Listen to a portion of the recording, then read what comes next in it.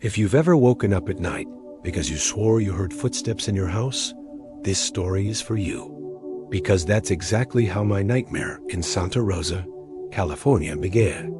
Not with a scream, not with shadows. Just soft, unmistakable footsteps walking slowly down my hallway at 3:17 a.m. I lived alone. The first night it happened, I tried to ignore it, telling myself it was the old wooden floors expanding in the cold. But when the footsteps stopped right outside my bedroom door, something inside me changed. I wasn't just scared. I was aware. Aware that I wasn't alone in my own home anymore. The noises grew worse each night. First footsteps, then whispering so faint I couldn't make out the words, but close enough that I knew the sound wasn't in my head. And then came the breathing. Deep, slow, steady breathing from somewhere in the hallway, dragging in and out like someone with a chest injury. You could almost feel the air vibrate. I started sleeping with the lights on. I stopped closing my bedroom door. Sleep became impossible. But the real problem was what happened when I finally confessed the sounds to my neighbor, an elderly man who'd lived on that street for 40 years.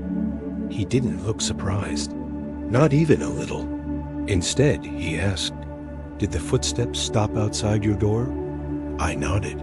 His face went pale. Then it started again.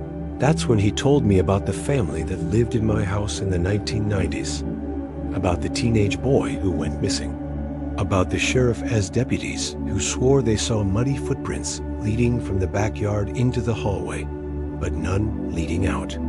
The boy was never found.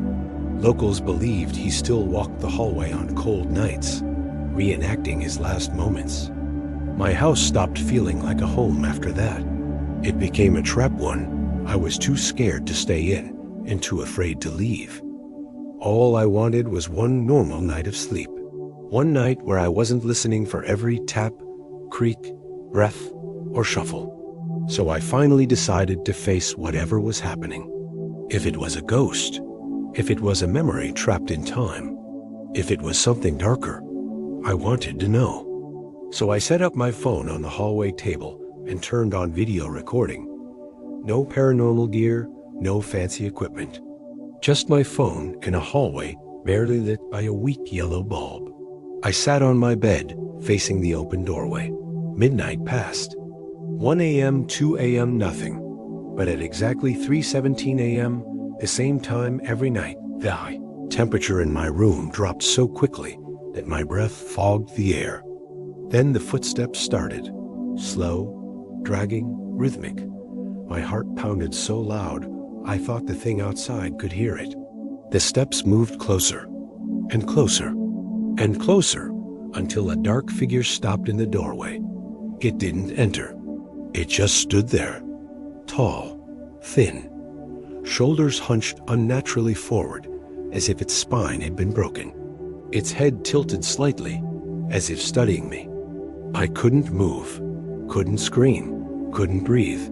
Then it whispered raspy, distorted, like someone speaking through water. "I found you." The light flickered. The figure dissolved. The footsteps faded. When I grabbed my phone the next morning, the screen showed a recording that lasted exactly 3 hours and 17 minutes. But here's what terrified me more than the figure I saw. The camera never captured it.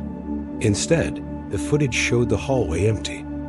Yet the audio recorded heavy footsteps, breathing, and at one point, a voice whispering directly into the microphone.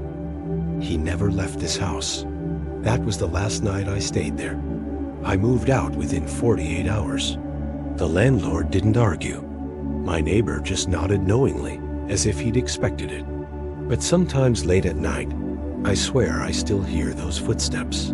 And I don't live in California anymore. If you want to listen more real horror stories like this, please like, share, and subscribe. Your support inspires us to collect more real stories and bring them to you.